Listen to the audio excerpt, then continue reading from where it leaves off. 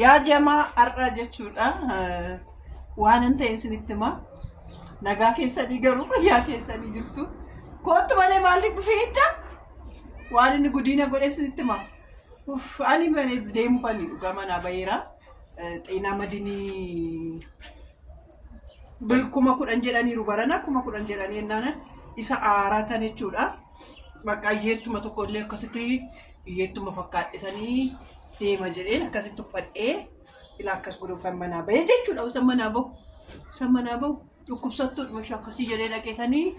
kadhadhalle jedheen jechuudha dhugaa rabbiin kuma kudhan eessaa fideetan kaffala kuma kudhan eessaa fideen kaffala ofii koon of kaffala moo daayiparii waan ani ittiin bitatu dhabeetan gubadha ofii kooti yoo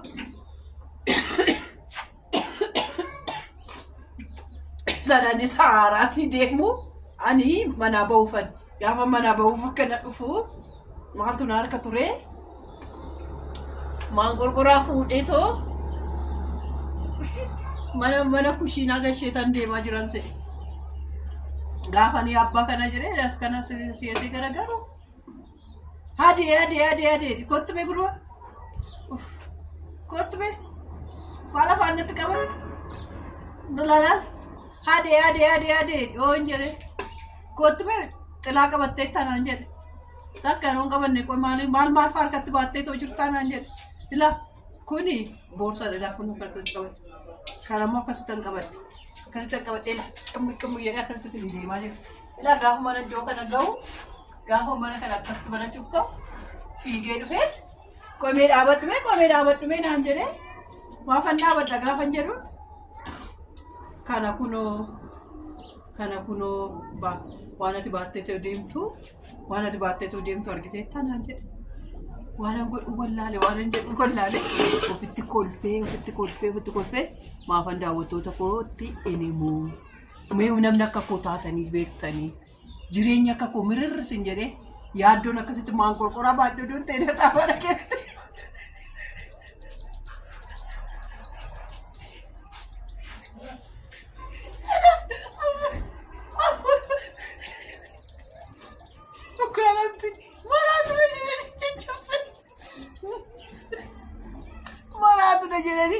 cabsanii namaa itti kafaatti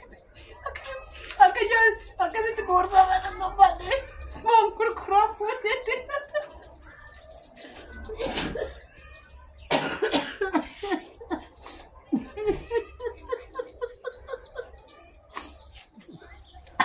ani jechuudha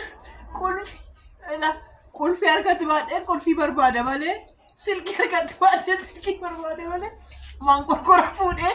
yeroo jalqabaatti maan gurguraa fuudhee teelataa barakee olee sinii jira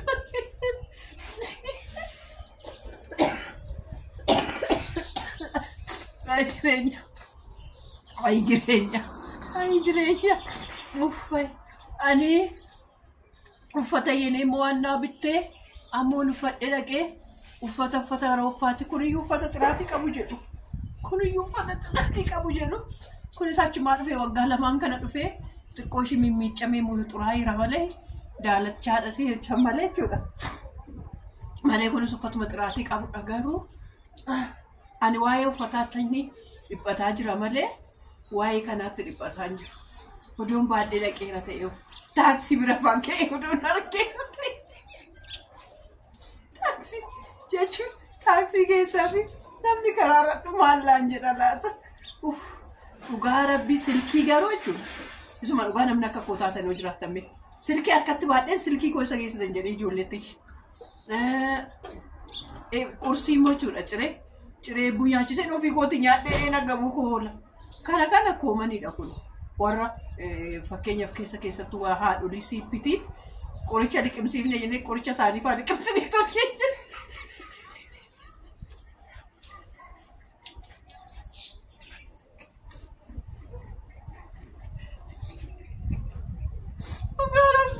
qorichi ijoolleen liqimsiifne ofii keenyaa liqimsineeti kuni haadholii siippitiif dhugaa waaqa jiraataa kun dhaabbataadha jechuudha dhugaa rabbi yaada koo agaboo lunnaan bataadha uff yaadha koo. Waan akkasii dhaabbataadha garuu inni irraa waan adda danti ta'eef mormoo eelee baadhee baata. Mormoo eelee baadhee baata emmee warra maanqorqora baadhee bahee asirraa keessan qaba. Uff yaadha koo. Marmaan garaa koo na dhukkubee dhugaa rabbi.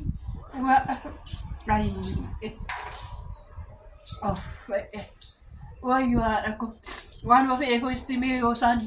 dhaqeetoo naa baasuu didanii jechuudha. Isinumatti ani dhufeetoo iyya waan ta'eef viidiyoo kana laayikii godhaa, sheerii godhaa, koppii liinkii godhaa. Yoo laayikii godhaa, sheerii godhaa isiniin jedhan isinii namaaf hin gootanii yoo dhuman ilaalinaa isiniin jedhan illee wayya malee ilaalinaa. Haati eebbaa keessanii qashtiin keessan akkasitti akkas taate achitti immoo hoggaan ol deebi'u. Maalirra kan rarran oolee maalirra akkan ga'e isinitti himaa yoonas immoo as keessas yeroo tokko immoo as keessatti faa maalan baadha seetan yeroo tokko dhugaa rabbii waan nama ahan ta'e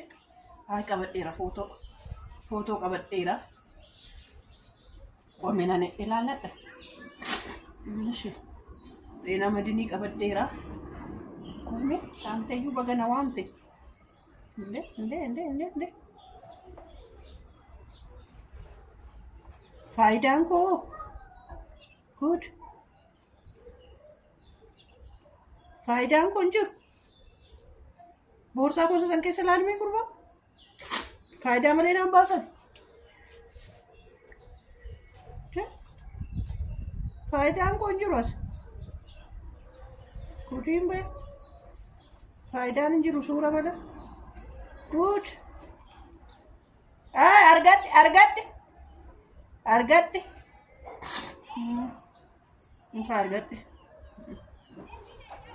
faayidaa fi kana baadheen deemuu qabachuudha. Innaa warroonni jechuudha yeroo tokko garuu warroonni hin baafanne warroonni maatii qabdanii adaraa keessanii maatii keessanii akka isaan baafatan godha. Xeenaa madinii haa baafatan ishee xeenaa madiniin baay'ee gaariidha. Barana mi'eessan malee barreen gaddaallee baay'ee rakkasa ture. Barreen gaddaa ani tolan baafadhe maqaa eebbuuti. Barana garuu tolli hin jiru naan jedhan. Barana tolli hin jiru tolli hin badee naan jedhan. Eessatti badee jennaan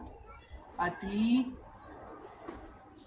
faayannoo keessa jirtu naan jedhan. Seeftineetii keessa immoo nagashaa jennaan. Seeftineetiin immoo anakka keetii keessan galuu ati waxaatiidha akkamitti seeftineetii keessa galtan kana siniin jedha lafa nagaa bulaa